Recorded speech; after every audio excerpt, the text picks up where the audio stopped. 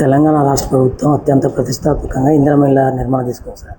ఇళ్ళ నిర్మాణం ఎలా జరుగుతుంది, ఇళ్ళ కేటాయింపు ఎలా జరుగుతుంది, బిల్లుల చెల్లింపులు ఎలా జరుగుతుందో మనతో మాట్లాడిన పీడి హనుమాన్ నాయక్ గారు. సార్ చెప్పండి సార్, ఇందిరమ్మ ఇళ్ళు ఎన్ని మంజూరైనాయి సార్? నమస్కారం, నా పేరు హనుమాన్ నాయక్, పీడి హౌసింగ్, మహబూబాబాద్ జిల్లా.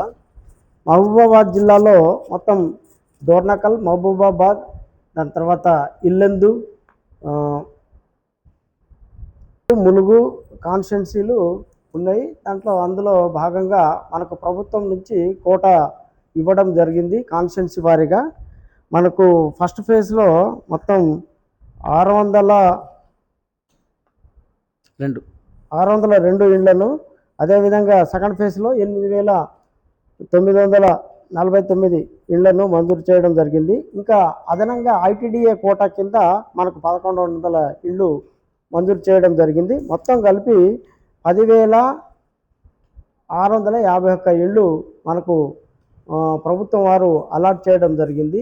ఈ ఇండ్లను మనం ఏదైతే బీద పరిస్థితిలో ఉన్న గుడిసెలలో ఉండి నివాసం ఉండేటోళ్లకు, తర్వాత పెంకుటిళ్లలో ఉండేటోళ్లకు, బీపీఎల్ కేటగిరీకి చెందిన గతంలో ఎటువంటి ఇందిరమ్మ ఇండ్లు మంజూరు కాని వాళ్లకు మనము ఫస్ట్ దఫాలుగా సెలెక్ట్ చేయడం జరుగుతుంది. ఈ ప్రాసెస్ మొత్తం మనకు ఇందిరమ్మ కమిటీ ద్వారా ఎమ్మెల్యే గారి ద్వారా మనకు రావడం జరుగుతుంది. దాని ప్రకారంగా మనము వాటిని 360 డిగ్రీల మనము రేడియస్లో మొత్తం చెకింగ్ చేసి బీపీఎల్ ఎటువంటి గతంలో అర్హ ఇల్లు పొందని వాళ్లకు ఇల్లు మంజూరు చేయడం జరిగింది. ఇప్పుడు వరకు మనము 9,720 ఇళ్లను మంజూరు చేసుకోవడం జరిగింది. ఇంకా బ్యాలెన్స్ ఉన్నాయి. ఆ బ్యాలెన్స్ కూడా ఏజెన్సీ ప్రాంతంలో మనకు కేటాయించిన 1,100 ఇళ్లలో వాటిలో కొన్ని బ్యాలెన్స్ ఉన్నాయి. అవి కూడా తొందరలోనే మరి లబ్ధిదారులను ఎంపిక చేసుకొని వాళ్లకు అలాట్ చేయడం జరుగుతుంది. మరి ఇప్పటివరకు మన జిల్లా వ్యాప్తంగా మొత్తం దాదాపు 8,000 ఇళ్ళు మరి మార్కౌట్ ఇవ్వడం జరిగింది. 8,000 ఇళ్లలో మార్కౌట్ ఇచ్చిన తర్వాత మనము వాటిని బేస్మెంట్ లెవెల్ వరకు దాదాపు 3,000 ఇళ్లకు మనం బేస్మెంట్లు నిర్మాణం జరిగింది. ఈ 3,000 ఇళ్లకు మనం వీటికి పైసలు బేస్మెంట్ అయిన తర్వాత ₹1,00,000, తర్వాత వాలింగ్ గోడలు కట్టిన తర్వాత ₹1,00,000, స్లాబ్ వేసిన తర్వాత ₹2,00,000, మొత్తం ఫినిషింగ్ అయిన తర్వాత ₹1,00,000, మొత్తం ₹5,00,000 ఇవ్వడం జరుగుతుంది.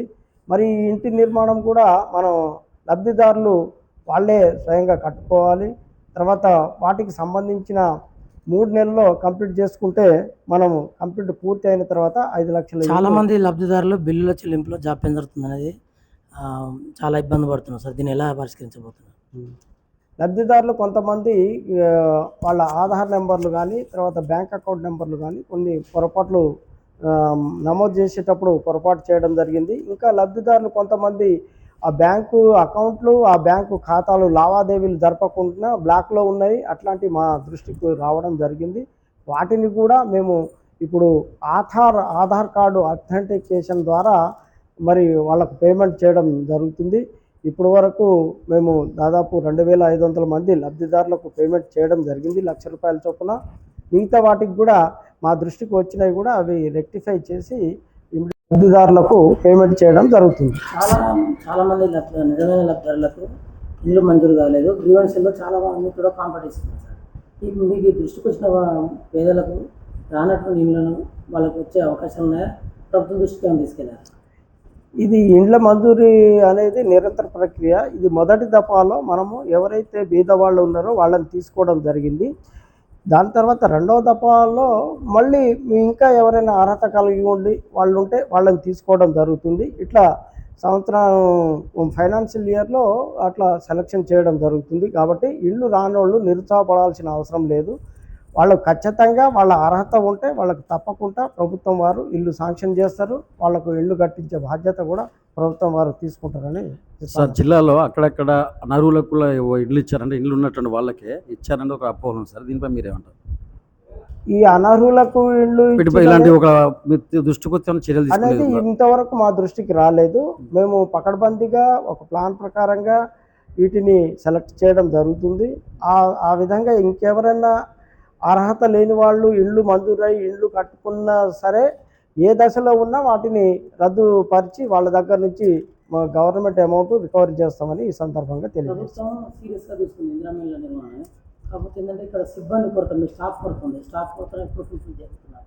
ఇప్పుడు మాకు స్టాఫ్ కూడా ఇప్పుడు పీడీ హౌసింగ్ గారు వచ్చిర్రు, అదేవిధంగా డిఈ హౌసింగ్ ఉన్నారు. ఇంకా మాకు 15 మంది ఏఈలు మండల స్థాయిలో మండలానికి ఒక్కళ్ళు చొప్పున నియామకం కాబడ్డారు. ఇంకా ఒక 2 డిఈఓలు అంటే కంప్యూటర్ ఆపరేటర్లు కూడా రావడం జరిగింది. ఇంకా మనకు మేనేజరు, తర్వాత వైస్ మేనేజరు 2 పోస్టులు కూడా త్వరలోనే భర్తీ చేస్తామని మా ఎండి గారు చెప్పడం జరిగింది. ఇవన్నీ అధిగమిస్తూ ఎటువంటి ఇబ్బందులు లేకుండా ఇందిరమ్మ ఇళ్ళు సజావుగా లబ్ధిదారులు కట్టుకునేటట్టుగా ఏర్పాట్లు చేయడం జరుగుతుంది. గత ప్రభుత్వం డబుల్ బెడ్రూమ్లు మంజూరు చేసింది. నిర్మాణం అయిపోయినాయి.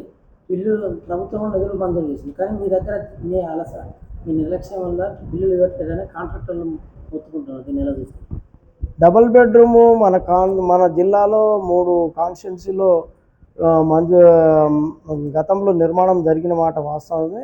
దాని తర్వాత వాటికి కాంట్రాక్టర్లను మినిమం బేసిక్ ఫెసిలిటీస్ కల్పించడానికి వాళ్ళను పిలవడం జరిగింది. ఇప్పుడు మనకు పాలకుర్తి కాన్స్టిట్యున్సీలో కొన్ని పెద్ద వంకర, తొర్రూరు విలేజెస్ ఉన్నాయి. దాంట్లో తర్వాత మహబూబాబాద్ కాన్స్టిట్యున్సీలో ఉన్నాయి, దోర్నకల్ కాన్స్టిట్యున్సీలో ఉన్నాయి. ఇవన్నీ 5 డిపార్ట్మెంట్లకు ఇవ్వడం జరిగింది. వాళ్ళు పని పూర్తి చేయంగానే వాళ్ళకి సంబంధించిన బిల్స్ కూడా ఆన్లైన్ సిస్టమ్ ద్వారా పేమెంట్ చేస్తున్నాం కాబట్టి వాళ్ళు పని పూర్తి చేయగానే ఆన్లైన్ ద్వారానే మనం అన్నీ రిపోర్ట్ అవుతాయి. తదనంతరం ఎండి గారి నుంచి బిల్స్ కూడా రిలీజ్ చేయడం జరుగుతుంది. మీ దగ్గర ఫైల్ కొన్ని గ్రామాలకు సంబంధించిన ఫైల్ మీ దగ్గర కలెక్టర్ గారి నోటీస్ తీసుకోవాలని కాంట్రాక్టర్ బయట చెప్తున్నారు. దీన్ని ఎలా చూస్తారు? మా దగ్గర ఏం ఫైల్స్ ఆగలేదు. కొంచెం సిబ్బంది కొరత వల్ల అవన్నీ తీసి సర్క్యులేట్ చేస్తాం. ఎటువంటి ఇబ్బంది లేకుండా వాటికి పేమెంట్ చేయడం జరుగుతుంది. సార్, ఇందిరమ్మ ఇండ్ల విషయంలో ఏదైనా సమస్య తలెత్తినా కూడా మీకు నేరుగా కలవాలంటే అధికారులు కలవలేని పరిస్థితి కాబట్టి ఏదైనా మొబైల్ నెంబర్ ఉన్నదా?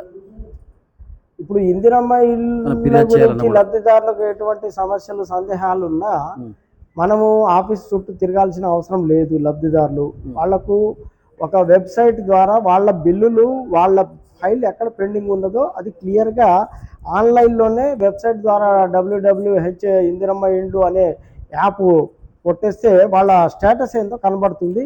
అది ప్రొవిజన్ కూడా ఎండి గారు చేయడం జరిగింది. దాన్ని ఒకసారి లబ్ధిదారులు అందరూ గమనించి దాంట్లో కొట్టి వాళ్ళ బిల్స్ ఏ స్థాయిలో ఉన్నది ఏందనేది చూసుకుంటే సరిపోతుంది. స్టేటస్